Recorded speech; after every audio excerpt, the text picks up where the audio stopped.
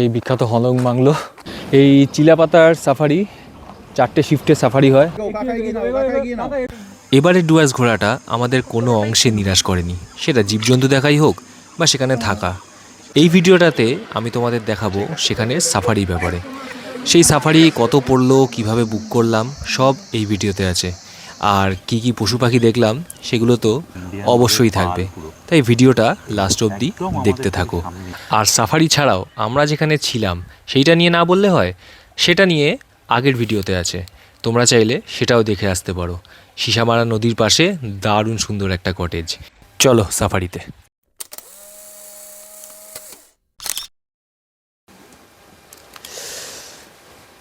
একদম ভোর রাতে এখন বেরিয়েছি, এখন যাব চিলাপাতা সাফারি করতে।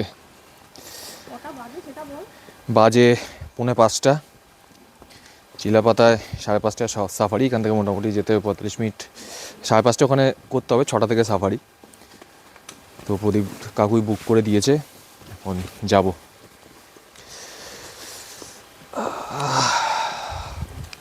সাফারি বুকিংয়ের অনলাইনের যে নিয়মটা ছিল সেটা বন্ধ হয়ে গেছে, তাই সাফারি শুরু হওয়ার মিনিমাম আধ ঘন্টা আগে তোমাকে পৌঁছে যেতে হবে সাফারির গেটে। সেখানে গিয়ে তোমাকে টিকিট কাটতে হবে, আর তুমি যেই হোটেলে আছো তাদেরকে বলে রাখলে তারা আগে থেকে সেখানে বলে রাখবে। এরপর বিজ্ঞের মতো আমাদের সব ডিটেলস ভরে আমরা চললাম সাফারির দিকে। হ্যালো, সাফারি শুরু। কি প্রীতম, প্রথমবার জীবনে সাফারি? একদম সাফারি শুরু, একদম হেভি ভিডিও।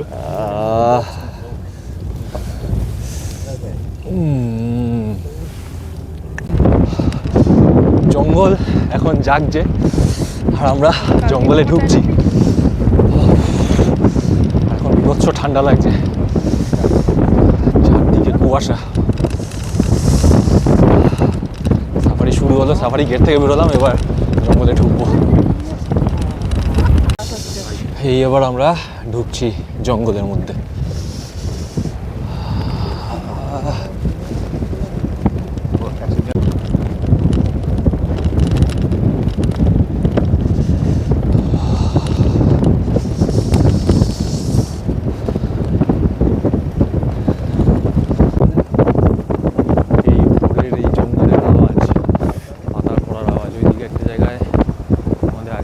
ঢুকেছিল, তারা সম্ভবত হাতি দেখেছে, একটা সিগন্যাল দিল। দাদা বললো ওখানে হাতি ছিল, আমার আওয়াজ পাচ্ছিলাম গাছপালা, কিন্তু আমরা দেখতে পাইনি আর কি। আগে কিছু দেখা যায় নাকি দেখি, আসছে বোধ হয় সামনে একটা হাতি।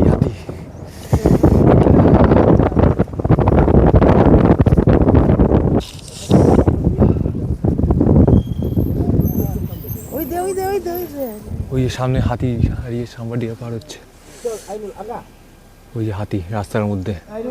পেট্রোলিং এর হাতি নয়, না না না, রাস্তায় বন্য হাতি। গাড়ি ঘুরিয়ে নি, ভয় লাগছে। ভাই তুই এরকম করছিস কেন টিনা? 3 দিন মতো এটা হাতিটা এদিকেই আসছে, সুশান্ত ডিএসএলআর তুলছে, কতটা আসে দেখা যাক। ভাই আমি দাঁড়ালাম সিটে, আমি আর পাচ্ছি না। এই হাতিটা এদিকেই আসছে, ও সাইডে ঢুকে যাচ্ছে।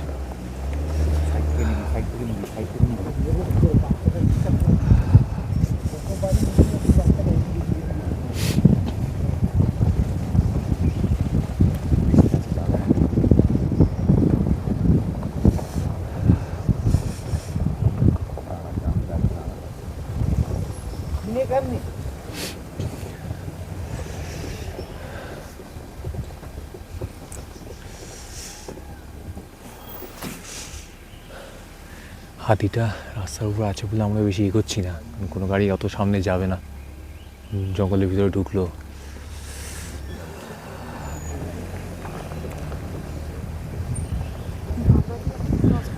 আলাদাই এক্সপিরিয়েন্স, শুরু স্টার্টিংয়েই হাতি।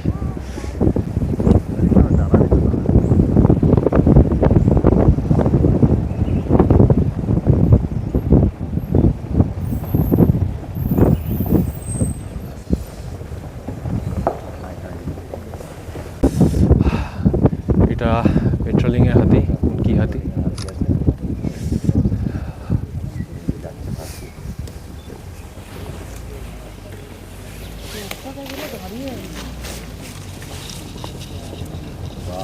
পেছনে হাতে ভিডিও করলাম, ভিডিও অফ করে।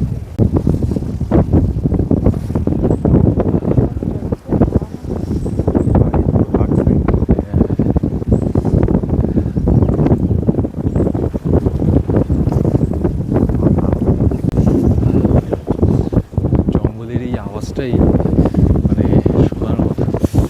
হাতি তো দেখেছি ঠিক আছে, হাতি দেখা যায় ভালো, তাহলে এই জঙ্গলের ফিলটাই মেন। আমাদের পিছনে আরেকটা জিপসি আসছে। এই রাস্তায় একটা গন্ডা দেখা গেছে, এটা এখানে বোঝা যাচ্ছে না, একটা পাখনা খুলে আছে। তাই সুশান্তর ক্যামেরাতে তোলা হচ্ছে, সুশান্ত ক্যামেরা দিয়ে দেখা হবে।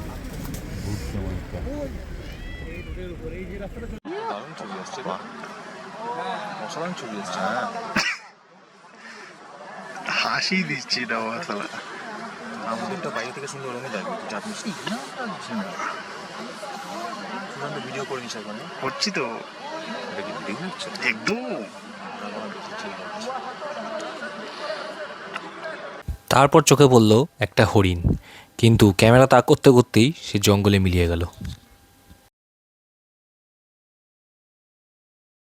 এইখানে একটা ময়ূর দেখা গেছে এই গাছের ওপরে, কি বিশাল সাইজটা, মোবাইলে আসছে না সেভাবে। একটু আগে একটা গন্ডার দেখলাম, তারপর এটা হলো সিসিলিন ওয়াচ টাওয়ার, এখানে আর নামলাম না, বেরিয়ে যাচ্ছি। বানিয়া, এটা হলো বানিয়া রিভার। এই কাঠের সেতুটা পের হয়ে আমরা এলাম। ঠান্ডার জন্য এই প্রোটেকশন। তারপর রাস্তা দিয়ে যাচ্ছি, হঠাৎ দেখি পাশে কয়েকটা মূর্তি। ও বাবা, সেগুলো তো হাতি। দুটো বড় হাতি, একটা বাচ্চা, দুটো না তিনটে হাতি। সব দাঁড়িয়ে আছে।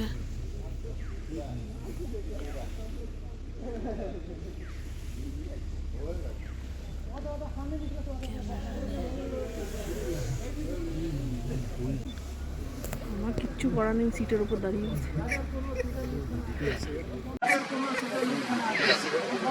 মানে আমাদের আমাদের চিলাপাতা সাফারির মানে বেস্ট ভিউ বলা যেতে পারে।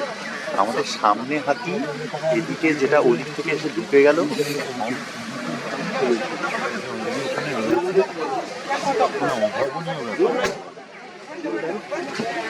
এটা বেরোবে না।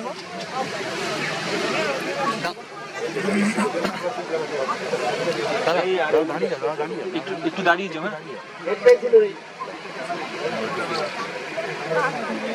ওটা মনে হয় বাবাটা।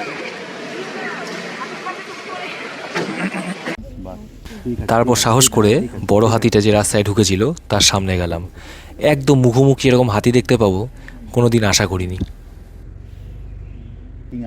চুপচাপ শান্ত মনে হাতি দেখছিলাম, কিন্তু শান্তি তো সব লোকের সহ্য হয় না। দেখো সেটা কেন বললাম।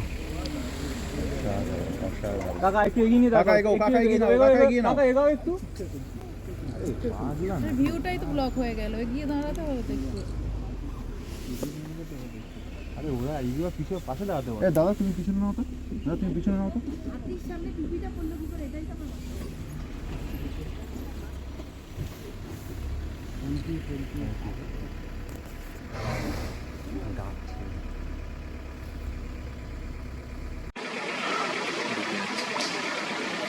টাটা। করিস করিস ভিডিওটা করিস, ভিডিওটা করিস, মানুষ না কিচ্ছু তো দাদা কট করে টেনো না। হ্যাঁ ভিডিও করছে একদম।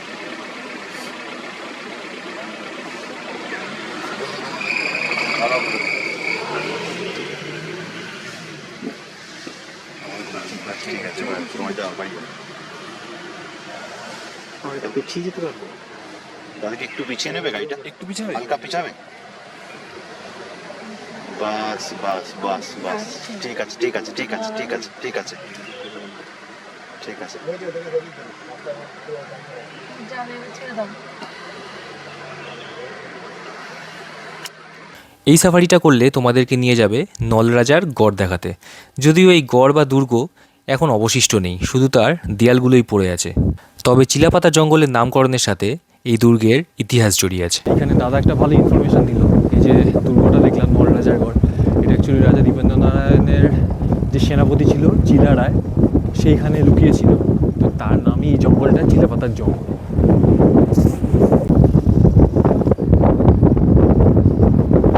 আমি ভিডিও করে নিয়েছি। হয়ে গেছে আমাদের সাফারি শেষ। এখন আবার যাচ্ছি কি যেখানে টিকিট কাউন্টার ছিল। দারুণ দারুণ অনেক ভিডিও এসছে, আশা করিনি এত সাইটিং হবে চিলাপাতাতে। বিশেষ করে ভোরে সাফারিটাতেই সাইটিং বেশি হয়। দারুণ লাগলো। এই হলো আমাদের সাফারির খরচ, 1500 টাকা গাড়ি, আর গাইডের জন্য 350 টাকা লেগেছে। টোটাল 1850 হলো এই চিলাপাতার সাফারি। এই চিলাপাতার সাফারি 4টে শিফটে সাফারি হয়। আমরা যেটা করলাম ভোর 6টা, তারপর 8টা, তারপর 1:30, তারপর 3টে। এই 4টে শিফটে সাফারি হয়, 1.5 ঘন্টা করে সাফারি। যদিও এই দাদা যেখানের রেঞ্জে ছিলেন, যে টিকিটের এখানে, তো বললো যে 1.5 ঘন্টায় জেনারেলি পুরো কমপ্লিট করা যায় না। আমাদেরও প্রায় 2 ঘন্টার মতোই লাগলো সাফারি করতে। আর বৃহস্পতিবার করে জঙ্গল বন্ধ থাকে, এটা অ্যাক্রস অল জঙ্গল, এখানে জলদাপাড়া চিলাপাতা সবই বৃহস্পতিবারটা বন্ধ থাকে। সাফারি শেষে আমরা আবার চলে এলাম আমাদের হোটেলে, সিসাপাড়া নদীর পাশে জলদাপাড়া রাইনো কটেজ। সেখানে খাওয়া দাওয়া করে কিছুক্ষণ নদীর পাশে সময় কাটিয়ে আমরা আবার রেডি হলাম আমাদের পরবর্তী সাফারির জন্য, জলদাপাড়ার সাফারি।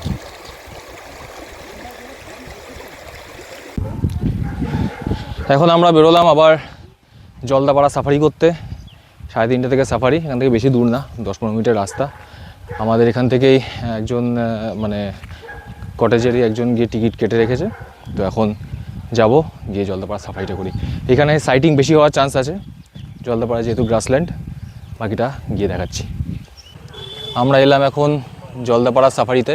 এইটা হলো শালকুমার গেট। এখান থেকে টিকিট দেওয়া হবে, মানে টিকিট করা হয়ে গেছে, শুধু গাড়ির নাম্বারটা দেবে। এবার কোন গাড়িটা দেয় সেটা দেখে উঠতে হবে। এইটা হলো আমাদের গাড়ি। আমাদের জলদাপাড়া সাফারি স্টার্ট। সকালবেলা চিলাপাতায় অনেক পশু দেখেছি, এইখানে এবার এক্সপেকটেশনটা আরও বেড়ে গেছে। এবার দেখা যাক কী কী দেখা যায়। ঢুকতেই ময়ূর প্রচুর পাবো, পালাচ্ছে, পালিয়ে যাচ্ছে। পুরোটাই সুন্দর।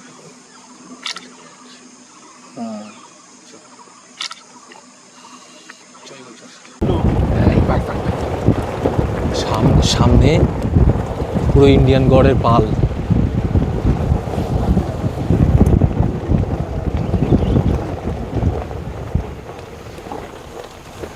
পুরো পালটা এখানে। জলদাপাড়ায় ঢুকতে না ঢুকতেই প্রথমেই, মানে প্রথম 100 মিটারের মধ্যে একটা ইন্ডিয়ান গড়ের পাল, পুরো এই যে একদম আমাদের থেকে সামনেই, একদম পুরো ইন্ডিয়ান গড়ের পাল ঘুরে বেড়াচ্ছে। বলে রাখা ভালো যে গতকাল আমরা আমাদের কটেজ থেকে দেখেছিলাম সিসামারা নদীর ওপারে, আর এবারে একদম পুরো সামনাসামনি।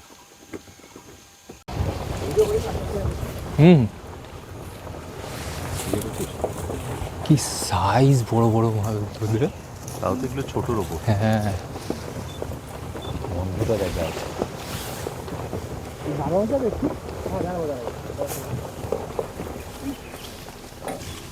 জলের বস চলছে স্যার, ওই যেটা কোনটা? ওই যে যেটা কুজ আছে, বড়, সবচেয়ে বড়টা না? হ্যাঁ, ওটা বলছে দলের বস। আচ্ছা আচ্ছা আচ্ছা আচ্ছা। যাদের জোর বেশি যেতে এগুলো প্রচুর ভিডিও হয়। ভিডিও করেছে ঠিক আছে।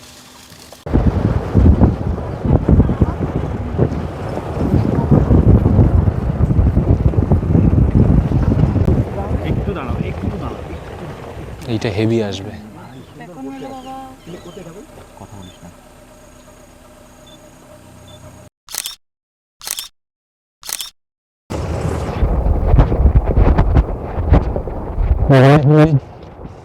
এরকম একটা সাম্বার ডিয়ারের পুরো পাল।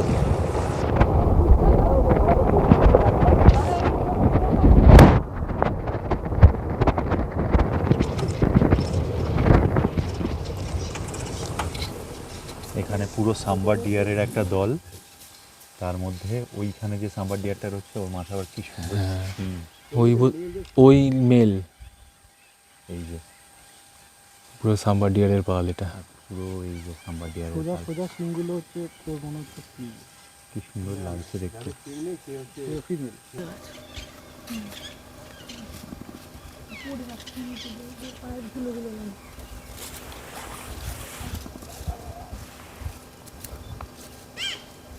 রাস্তা কবে কেটে স্যার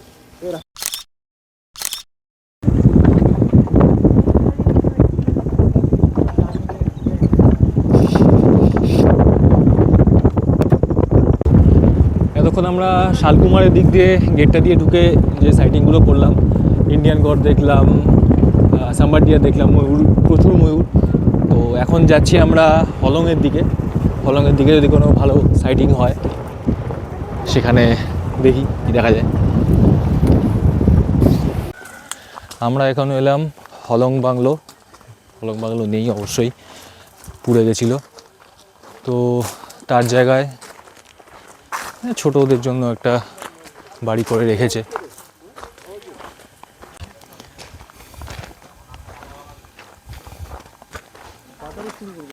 এই বিখ্যাত হলং বাংলো কয়েক বছর আগে দেখে গেলাম, এইবার এসে বাংলোটা নেই। ঠিক আছে, নতুনভাবে তৈরি হচ্ছে ওদিকে বললো। আর এইখানে সল্ট পিটটা আছে, পশুরা এসে খায়, কিন্তু আপাতত কেউ নেই।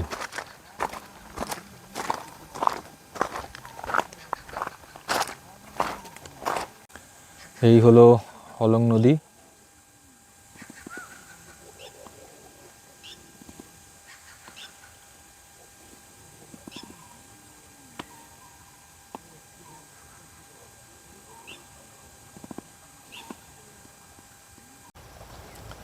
হয়ে গেছে এখন হলং বাংলো থেকে, মানে হলংয়ের সাইডে এই জায়গাটা থেকে বেরিয়ে যাচ্ছি। এখানে কিছু দেখতে পেলাম না সেভাবে, ময়ূর, বাঁদর এগুলো দেখেছি, কারণ রাস্তায় যদি কিছু দেখা যায়। এখানে একটা ওয়াচ টাওয়ারে এসেছি, এদিকটায় নুন দেওয়া থাকে যাতে পশু এসে খায়। আগে একবার গন্ডার দেখেছিলাম এখানে।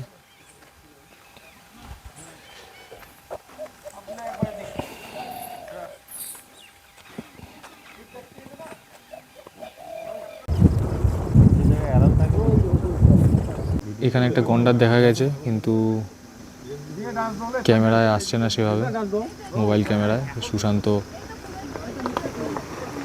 তুলছে।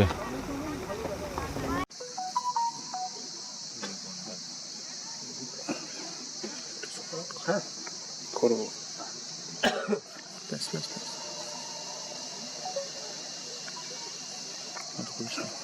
জুমিং কর, রেখে দে রেখে দে রেখে দে রেখে দে রেখে দে।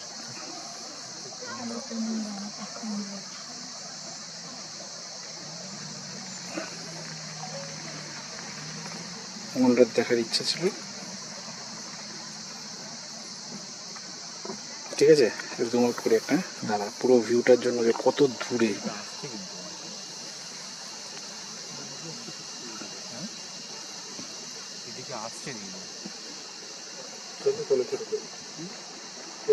ওইটার থেকে দেখি, এক মিনিট।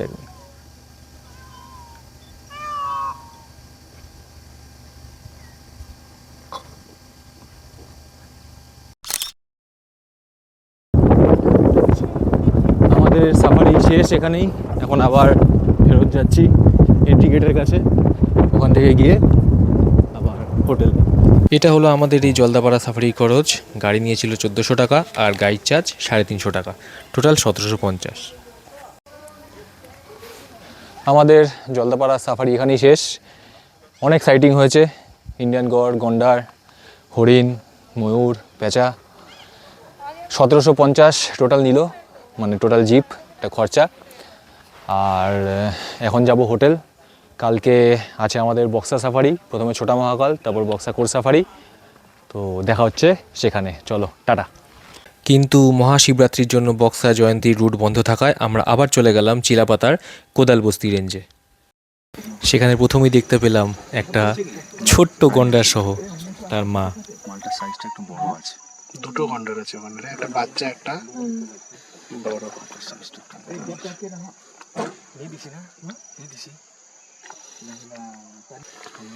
পিছনটায় যেতাম, এদিক থেকে একটু ফাঁকা ছিল, পিছনটা গেলে এদিক থেকে একটু ফাঁকা ছিল।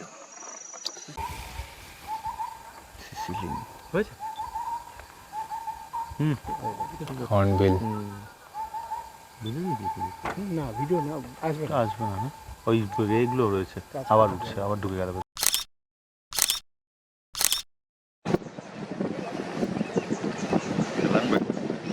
3:30 থেকে দিনের এই শেষ সাফারিটায় সাথে আছে একটা ট্রাইবাল ড্যান্স, যেটা সাফারির শেষে তোমাদেরকে দেখানো হবে।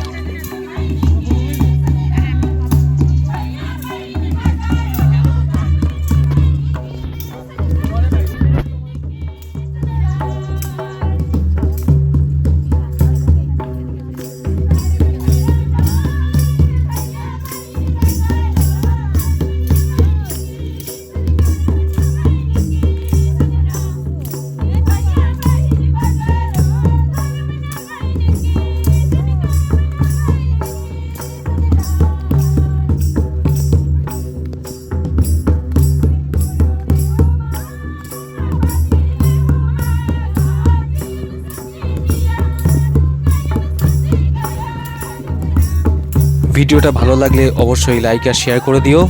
দেখা হচ্ছে অন্য কোনো জায়গায় অন্য কোনো ভিডিওতে। টাটা।